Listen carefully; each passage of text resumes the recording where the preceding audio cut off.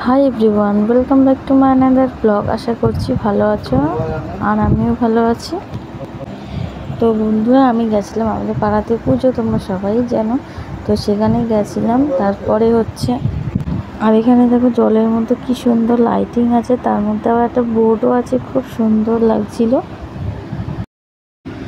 বন্ধুরা, এই পুজোটা প্রত্যেক বাড়ি করা হয় আর এটা খুব বড় করেই পালন করা হয়, গান হয়, ফাংশান হয়। তোমরা পুরোপুরি ব্লগটা দেখতে পারলে বুঝতে পারবে। আমি হয়তো ব্লগ এইটা দিয়েছি, এই যে বাউল সং এগুলো দিয়েছি তোমার লাইভে দিয়েছি, কারণ ভিডিওতে হচ্ছিল না বলে।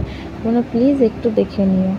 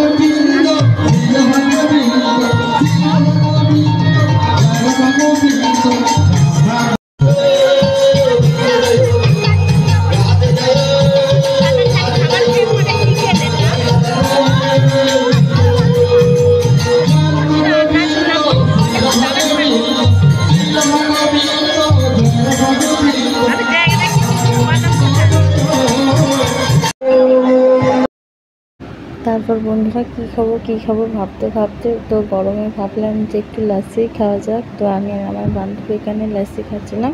তো তোমরা পুরো ব্লগটা দেখতে থাকো। তো বন্ধুরা দেখো, এখানে আমি যখন লাসি খাচ্ছিলাম, ও জানেই না যে আমি ভিডিও করছি। ও ওইদিকে তাকিয়েই আছে, তাকিয়ে যেন কি দেখছিল। তারপরে আমি একটু ঘুরে তোমাদেরকে দেখালাম যে আমাদের এই পুজোতে কি আর কি মেলা বসেছে, অনেক কিছুই বসেছিল। তারপরে প্রত্যেক বছরই এই পুজোটা বড়োভাবে পালন করা হয়। আর এই পুজোটাতে খুব হরে কৃষ্ণটা অনেক গানের এতে ভালো করে গাওয়া হয়। তো সেটা আর কি আমি তুলতেই পারিনি, সব কিছু তো আর ভিডিও করা যায় না, তোলা হয়নি। তো যেটুকু পেরেছি তোমাদের সাথে শেয়ার করেছি। তোমরা প্লিজ ভিডিওটা পুরোপুরি দেখো। তারপর আমার ওই বান্ধবীর হাজব্যান্ড ও আর কি ফুচকা খাইয়েছে আমাদের সব দিদিদের, আর কি আমাদের সব পাড়ারই মেয়ে, সব জ্যাঠা জেঠিদের মেয়েরা সবাই আর কি একটু ফুচকা খেলাম। তারপর বন্ধুরা, তোমাদের সাথে প্যান্ডেলের ভিতরটা পুরোপুরি শেয়ার করলাম যে কেমন সাজিয়েছে, খুব সুন্দর লাগছিল। আর বন্ধুরা এই পুজোতে প্রতিবেশীরা সবাই সবার বাড়ি আসে, আত্মীয় স্বজন সবাই বাড়িতে আসে আর কি।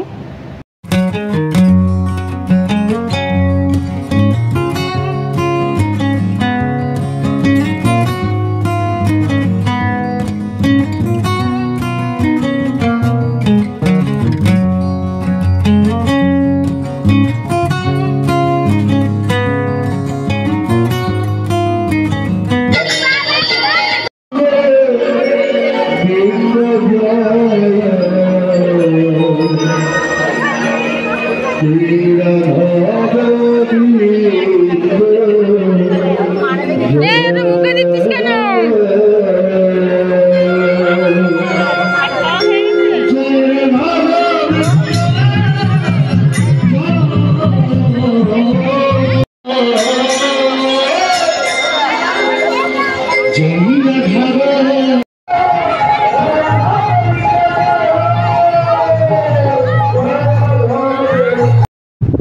তারপর আমার সোনা আর ভাইপো আর কি জাম্পিং চড়ছিল।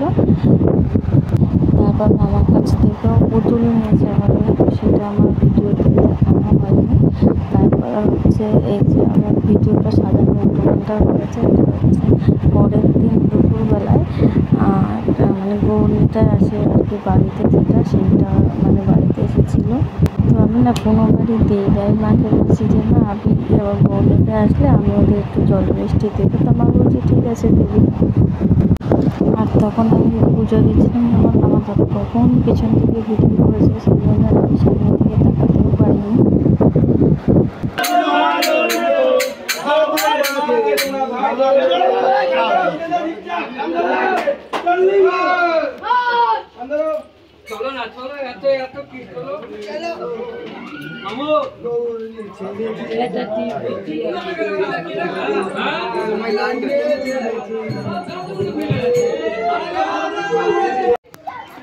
গাইস দেখো স্নান করা হয়ে গেছে, এই যে মাথায় মাখিয়েছে, এই যে হাতে মাখিয়েছে, যার জন্য আমি জঙ্গলের মধ্যে এই যে ঢুকে বসে আছি, তবুও এখানে এসে মাখিয়ে দিচ্ছে আমাকে।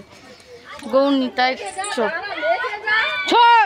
কোথায় থেকে সব মাখিয়ে দিল।